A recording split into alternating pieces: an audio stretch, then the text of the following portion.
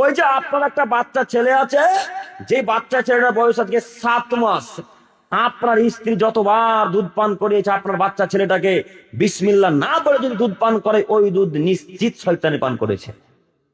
মুহাম্মদ সাল্লাল্লাহু আলাইহি ওয়াসাল্লামের বাণী।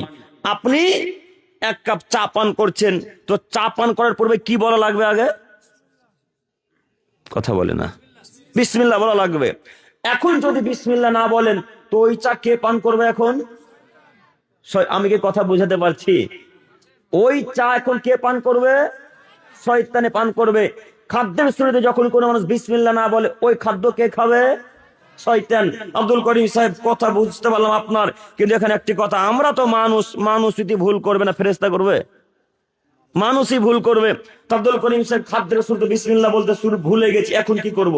এখন আল্লাহ নবী আরেকটা দ্বিতীয় পথ দিলেন, তিনি বললেন যখন তোমরা বিসমিল্লাহ বলতে ভুলে যাবে তখন বলবে বিসমিল্লাহি আউয়ালুহু ওয়া আখিরা। মনে থাকবেন ইনশাআল্লাহ। বিসমিল্লাহ বলতে ভুলে গেছি, এখন কি বলবো? বিসমিল্লাহি আউয়ালুহু ওয়া আখিরা। মনে থাকবেন ইনশাআল্লাহ, ইনশাআল্লাহ।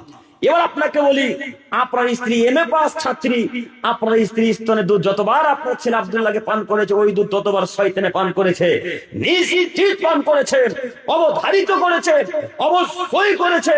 আল্লাহ নবী যখন বলেছে তখন করবেই করবে। আপনার স্ত্রীকে বলেন, রহিমা, আজকের পর থেকে বিসমিল্লাহ বলে দুধ পান করাতে হবে, নইলে এই দুধ আব্দুল্লাহর সাথে সাথে শয়তানও পান করবে। বলতে পারবো না স্ত্রীকে আজকে থেকে ইনশাআল্লাহ? বলতে পারবো তো?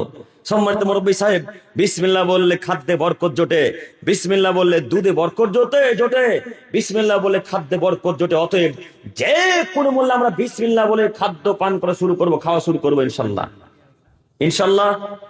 মনে থাকবে ইনশাআল্লাহ।